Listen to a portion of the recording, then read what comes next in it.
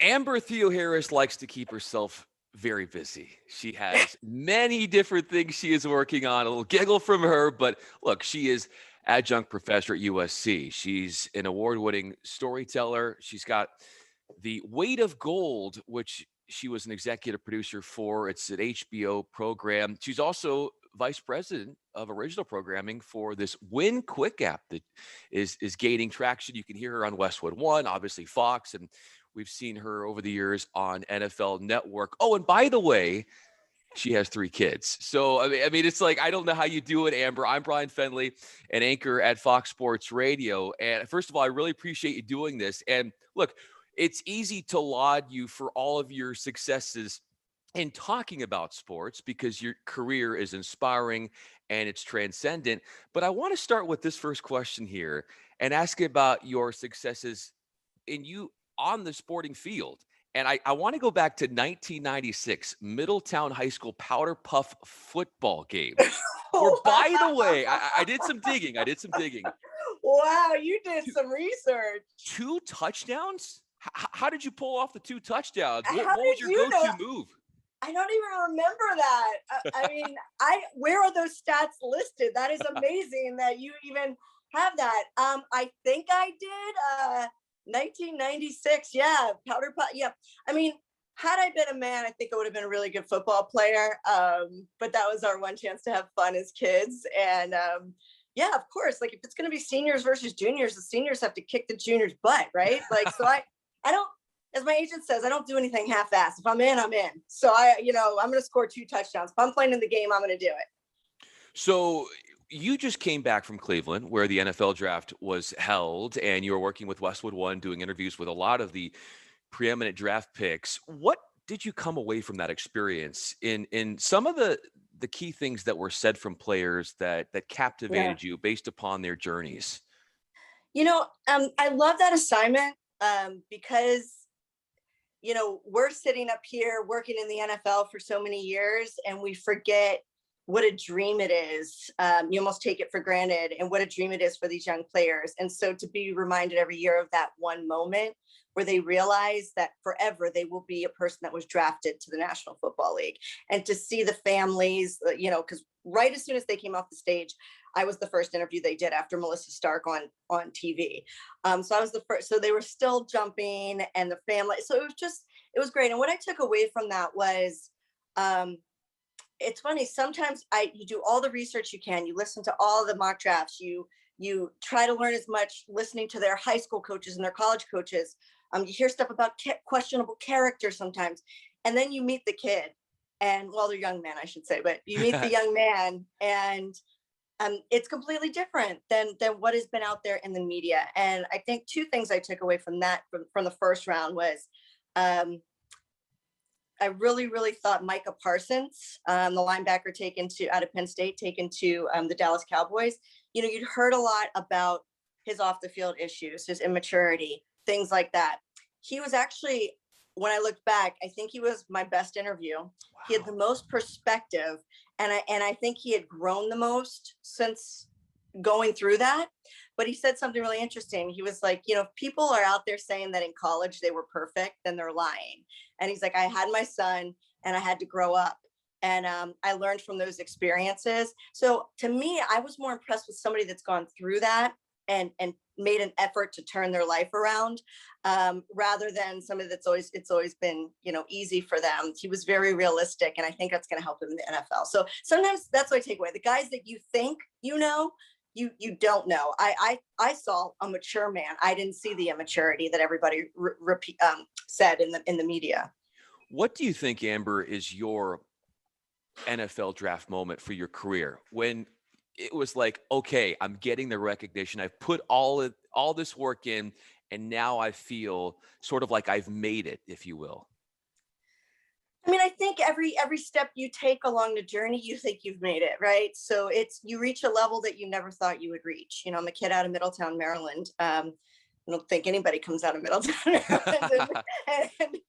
But I'm so proud to be from where I'm from and from the family that I'm from, and the hardworking family that I'm from. And so for me, I never took for granted the little steps of success. I mean, I won an Emmy at 27 years old, and I thought, wow, this business is easy, this is great. And then, you don't get nominated for another 10 years. So I think that was a huge moment where it was like, not only, especially being a female in the early 2000s, it wasn't as diverse. The industry wasn't as diverse as far as female sportscasters as it is now. And so to win that early on against some icons, I was up against George Michael's Sports Machine back then. I grew up in the DC Baltimore area watching him. So to win in a category against some of these icons that I grew up loving made me realize, okay, you can hang, you can hang at that level, you belong. But I never once thought like, oh yeah, this is awesome, I'm just going to lay back and everything's going to be easy. I've always thought, okay, what's next? What do I need to do next? And I think a big moment for me this year was getting my film getting nominated for The Weight of Gold, getting nominated for an Emmy, because it's different to perform other people's material, as a broadcaster, perform for a network, and then you get recognized for that, which is great. But when you said, you know what, I'm going to do my own thing, and you're sitting in your bedroom and you think of this concept yourself and it's your baby, and you go through all the growing pains with it. I was just happy to have it on HBO. I could not believe when people called, what was it, 2 weeks ago, and said, congrats on the nomination. I was like, for what? It's been COVID. I haven't really done much sports. And it was for the movie. So that was an amazing feeling for me. Where did you do your best thinking in terms of planning out for that documentary? In my bedroom, where you guys are here right now. Welcome to my bedroom. I have my own office, that I run my production company out of, and I run One Quick out of. But I think sometimes for me, it's, maybe I'm Kanye West in the sense, the middle of the night, late at night, after the kids have gone to bed, I just can't go to bed sometimes because I have all these thoughts and this creativity in my head.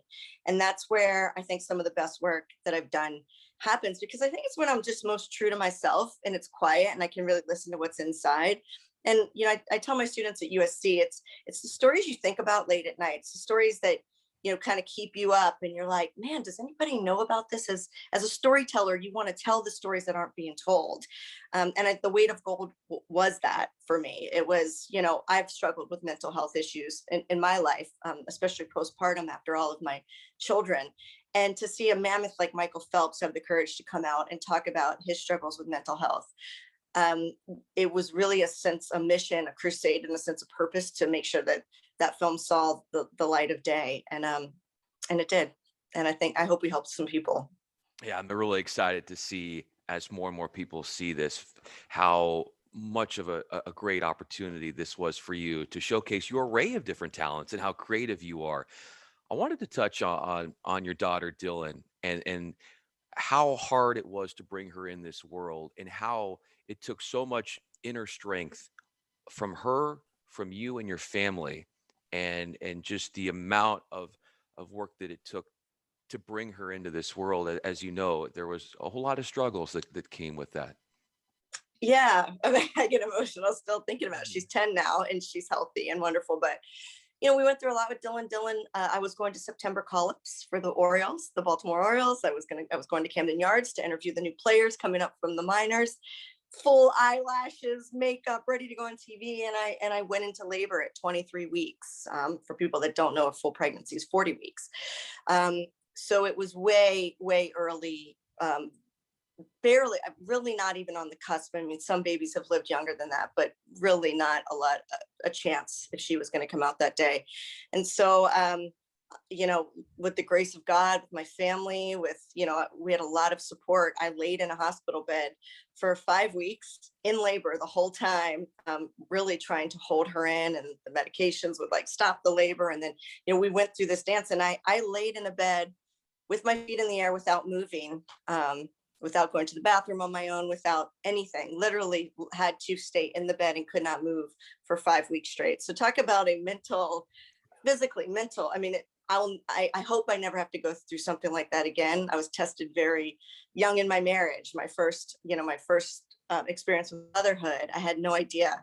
But I think until you don't know, I'm gonna cry. You don't know your own strength until someone looks at you and says, your child's probably not gonna make it.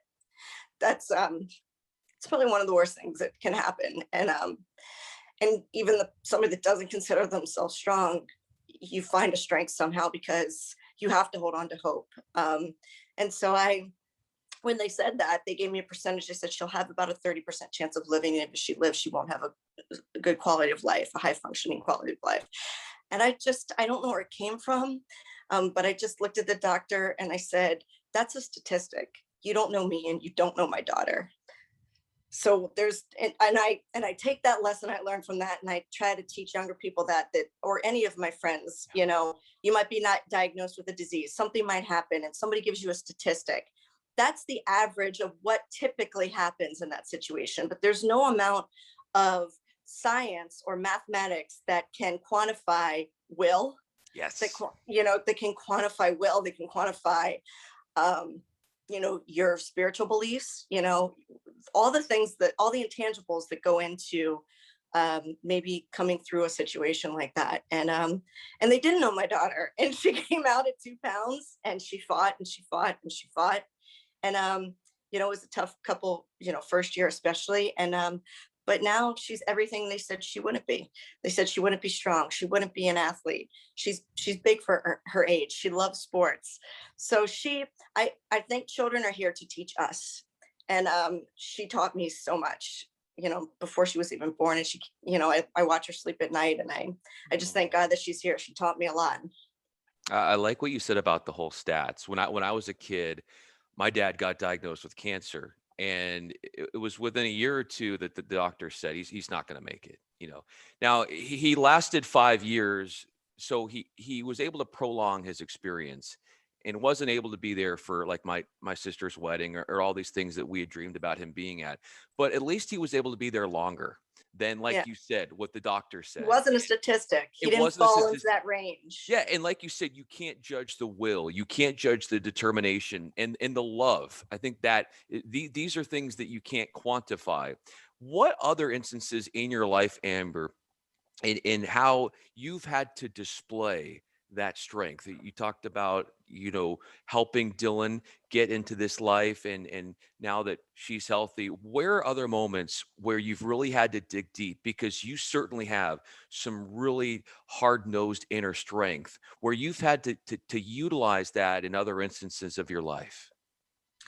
Yeah, I think you never stop using that, whether it's your mom getting diagnosed with cancer, which happened to my mom, and dealing with that, or, dealing with stuff that, comes with being a woman in professional sports, a lot of the sexism, a lot of the, things that happen to you that aren't fair, having the ability, and it took me a long time to learn that, to not get caught up in how unfair it is, because it is what it is, but to think, how can I make it better, and how can I work around it to still show up every day? My idol is Cal Ripken. I was just a part of his gala that he does to raise money for youth sports, and the Iron Man showed up every day.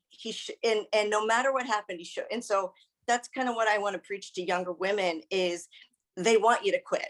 They want to break your spirit sometimes. And it does, this business the stuff that is said to you, the stuff that is done to you. But if you go away, they win. And if you show up every day, and your face is still there on air, your articles are still being published, your work is still out there, you're a beacon of light for people that are coming behind you. So it took me a lot of, some of the inner strength you talk about, but just maturing and realizing that you can't be angry about, that it's unfair. I think that happens to people of color. It happens to people, that the LGBTQ community. It happens. There's a lot of discrimination out there, and especially in specific professions. And instead of being mad and going into sticking your head in the sand, try to carry that responsibility for the next wave of people like you that are coming, and try to make it better. And the way that you make it better is by showing up. How much pressure do you have, or how much pressure do you put on yourself in being a pioneer? I don't see myself as a pioneer. Yes, I went through a lot. But I look at, Gail Gardner, and I look at Linda Cohn, and I look at Leslie Visser. Those women, to me, for every instance that I had, or every scenario that I really felt like, wow, this is brutal, they had it 10 times as worse. So I try to always think about the shoulders. I don't see myself as a pioneer. I see myself as like a torchbearer. I see myself as I stand on the shoulders of those women, um, and I can't let them down. And and I don't want to let down the ones that come behind me. I don't know why I'm emotional. You got me talking about my daughter. But that's why I teach, is because I want, you know, the women I mentioned, they kicked the door open for me. I helped keep the door open. I wasn't going to let it close. And I want to hold the door open for the ones that are coming behind me. And I want them to be ready when they get here. So I'm very real with my students. I let them know, I think you'll have it better than me. I hope you did, because what was all my fight for if you don't have it better than me? But you're still going to have things that men don't have to deal with. And I try to teach them how to deal with that, and how to use that anger and how to use that pain and that hurt in a positive way, to kind of keep the torch lit, keep it going. I want to ask you about someone who opened the door for you, Lee Thorton. And You're you, just gonna have me crying through this whole interview. What's going on? I was like, well, we'll talk about the draft. We're going to get, I want to ask you a little No, bit I more, love it. obviously. You did your research. That's I for did. sure. I don't want to waste your time, because I No, know this how is busy your wonderful. life Yeah. is. So I want to make sure that I do what I can to represent you in the best way possible. But you had mentioned on Twitter recently just how much she had changed your life, given you the hope to make it in this business. So how much of what you're doing is to not let her down? I think everything I do is to not let her down. Um, Again, if I don't succeed, like, what was her fight for?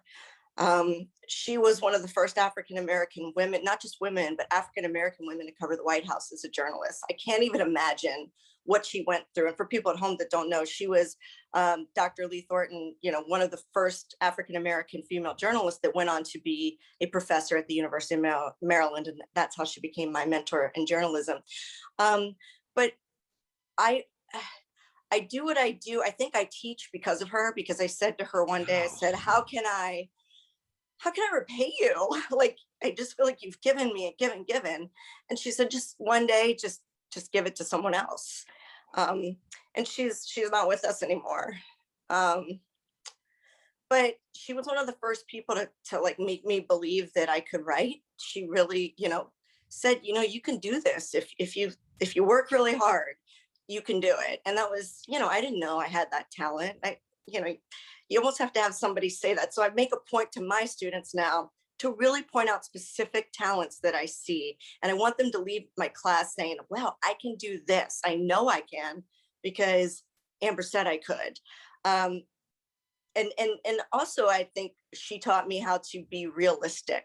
She really prepared me for what I was up against. Even though you're never prepared, you still can't believe some of the stuff that happens to you. And it's 2015, 2016. But she prepared me for reality. And I remember her saying, okay, she drew this diagram on the board. It was like a funnel. And she said, here's all of the journalism students that are going to come out of colleges this year. And then here's the bottom of the funnel. Like, less than 1% of you will ever make it to a national level, any kind of national outlet. And I remember like having a conversation that really affected me, because I said, well, if less than 1% is going to do it, there has to be somebody in that less than 1%. Like, why can't it be me? And having that conversation with her, and her saying, you have to believe it can be you, or else you shouldn't be here. Because like, from a sanity standpoint, from a realistic standpoint, you're probably not going to make it. But you have to be a little bit insane and think, again, numbers don't apply, that maybe it will be me. And I just loved her. And I think anybody that had her as a professor is very lucky to have her. And I try to do right by her by being the best that I can be as a journalist, and also the best professor that I can be, and try to give everything to my students like she gave to me.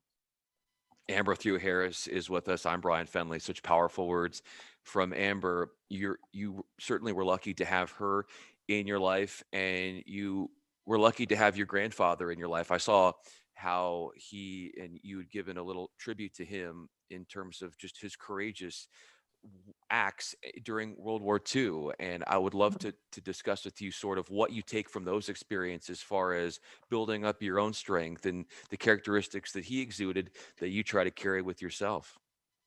And the funny thing about that is that my grandfather, George, my papu, he was a Greek immigrant.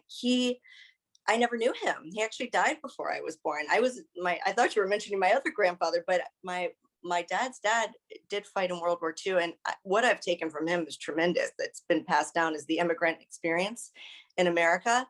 Um, you know, I don't think it was easy for him to come here, on a boat by himself with just his brothers when he was, 18, and then to be fighting for the United States just 3 years later. And his story is amazing. He took his brothers here, escaping the Nazis in 1939 when his mother had just died in childbirth. His father was gone, and he was one of the few people in the village that could read and knew that something bad was coming. And he left, and he came here and then left all of his family, his cousins, everything behind, knew that the country was invaded, knew that they were under occupation, and knew that the only way to fight back was to enlist in the US Army. And I get really, really angry at the anti-immigrant sentiment that some of our former leaders have put out there, because it's who we are. It's who we are. It's the best of who we are. People that came here and believed so much in this country and loved this country so much that they were willing to give their lives for it. And I think that strength is handed down through generations, and maybe that's where I get some of my strength from. Where do you get, sort of shifting gears here, where do you get that entrepreneurial spirit? Because I want to ask you about this trivia app that you're doing, and you work, and you do this with Pooch Hall. And how is this thing growing? It's awesome. To answer your first question, the entrepreneurial spirit, I think it is the immigrant, background experience in America. It is the, coming from a family, we had what we needed, but we didn't have everything we wanted. My parents worked hard and gave us a wonderful life. But I think it's the American experience, right? You think, well, God gave me some talents and God gave me some smarts. So I got one shot at this life. Why don't I just try it? And my entrepreneurial spirit, I think, comes from a tremendous ability to not care if I fail. But that took a long time to get there. So again, why not give it a shot? Maybe it won't work out, but I'll probably learn something doing it in the end. And so that's been the approach I took about 4 or 5 years ago after my third child was born. I went through a lot of issues, with maternity leave and all this stuff. And I was just like, you know what, let me start to do my own thing on the side, because I don't want to be beholden to any one network ever. So I was lucky NFL Network kind of was relaxed with me and let me do some other things. That's where The Weight of Gold was born. But and that just led to, man, I love doing my own stuff. And I love coming up with an idea and then seeing if I can make it happen in Hollywood, or seeing if I can make it happen in the tech world. And that's what WinQuick was. I got a great opportunity from Clickstream Corporation to head production. I'm the VP of production at a WinQuick app, and it's a trivia app. And it's doing really well. It has no C in it, by the way. If you're going to download it, it's WinQuick, one word with no C. I always have to explain this. That name was made up before me. I might have put a C in it. I don't know. But then a connection came across my desk with Pooch Hall, and I loved him, and Ray Donovan, and I loved him. Everybody knows him from the game, of course, for all those years. And he thought that the idea was wonderful. And he's like, sure, I'll do some hosting for you. And now we've become really close friends with me producing him. And we've developed this wonderful app. On Thursdays, we have the big game where you can log on at 9:30 Eastern and you can play with Pooch. Pooch asks you questions, you answer them as fast as you can. And if you've answered these 10 questions faster than everybody else in the world, and trust me, we have people in multiple countries, we put money right in your PayPal account. You split the pot. And it's free to play. It's not gambling or anything. It's free to play. And then we've added some other game types, where you can play. I could challenge you 1 versus 1 in any topic you would like that is on the app. I can play by myself. So we just added the ability to win money by playing by yourself or by beating your friends, which I think is really cool. And then you'll love this, being kind of a sports guy, that in June, we're adding a game type that's predictive sports analysis. So you predict what's going to happen that day in sports. And if you're right, you win free money. So we're growing. And I love seeing that, like, people in Korea, people in Japan, people in India will reach out to me and say, hey, I love your app. And Pooch is doing a great job of performing it. So another random project I said yes to and said, maybe I can make it better. Maybe I can add something to it. And we're growing. If you were to set up a trivia on your life, what would be the hardest question that that's really fascinating about you that it would be really hard for people to get, or that Oh, you haven't said, something from your career, something that you've done, an interview you've done, gosh, I'm an something, a open book. milestone? So I don't know. Well, they wouldn't know I played in powder puff football. I There don't we think. go. I think people are surprised to find out because I'm working on a musical project right now with the former CEO of Virgin Records, Phil Quartararo. He also ran Warner Brothers Music. So working with this like mega music record exec, and then there's me.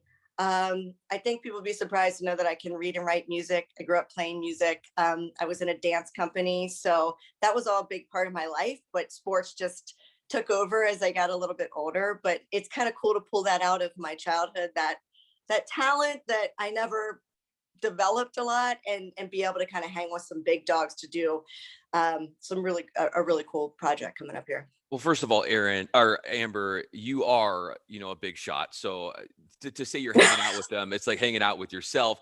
And then No, this I comes don't down feel to like the that. fact that, like, you're versatile, like you said. Like, this is what makes you so successful, is being able to tap into so many different platforms. I wanted to leave you with this last question, and Amber Theoharis is with us. I'm Bryan Fenley, an anchor at Fox Sports Radio. I saw this story about Orlando Brown and how, I think you told it, what was it, Pro Bowl 2020, Yeah. and from 2004, when his dad's Humvee truck broke down on the highway. What was all this? This was fascinating. I think there's a point in your career, right, where you stop and you go, I'm old. Like, I've been doing this a long time. And one of those moments was at the Pro Bowl, the last Pro Bowl we had where media could actually cover it, 2020. And I see Orlando Brown Jr., Zeus Jr., who, of course, was a Raven. So I was talking to Eric DaCosta, and, being with that organization for so long, it was like a reunion. And I just went up to him and I said, I knew your father, and your father would be very proud of you because his father's passed away. And he's like, you knew my dad? And I said, yeah, I covered your dad. And I said, I actually knew you as a little boy. I tried to help you guys on the side of the road. So yeah, I was out at training camp, and he was 8 years old. Zeus Jr. was 8 years old. His dad was a tackle for the Ravens.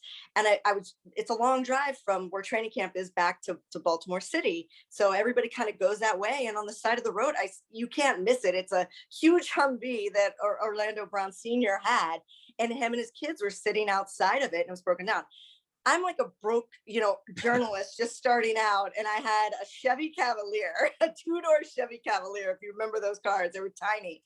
And so I pulled over, and I remember being like, hey, do you need help? And then we all kind of laughed, because it was like, well, what are you gonna put Zeus into and his kids into your little tiny car? And then I said, you know what, nobody's gonna fit. I'll just go up and I'll call ahead, and I'll make sure that somebody comes and gets you. And so I guess somebody came and got him. But it's funny, he goes, I remember you were the lady that came and helped us. I remember that. And so ever since then, we've kind of had a little relationship on social media and stuff, where I just am so happy for him. I kind of feel like I need to look out for him, because I was friends with his dad. And I hate that he's not with the Ravens, but I wish him luck in Kansas City. But yeah, that was I'm old moment, because here's not only a boy that's grown that I knew as a child, but he's like, starting tackle for the Baltimore Ravens and a Pro Bowler. Amber, life comes full circle. And once again, this shows sort of your giving mindset and how you always like to help others. That has been a trademark of your brand, and why you are so beloved in this industry, and why you are having so much success. Amber Theoharis on Twitter at Amber Theoharis. Most importantly, go download the app, WinQuick app. We were talking about it. Yes. Get on it, everybody. Let's build this thing up. I'm Bryan Fenley, an anchor at Fox Sports Radio. I'm on Twitter at Bryan Fenley. Amber, thank you for a couple minutes of your time and sharing your story, which is very inspiring. I appreciate you. Bryan, thanks so much. And you know what? I appreciate you for such a meaningful interview. I've interviewed a lot, and not a lot of people do that kind of a deep dive into my life. So thank you very much for your time as well.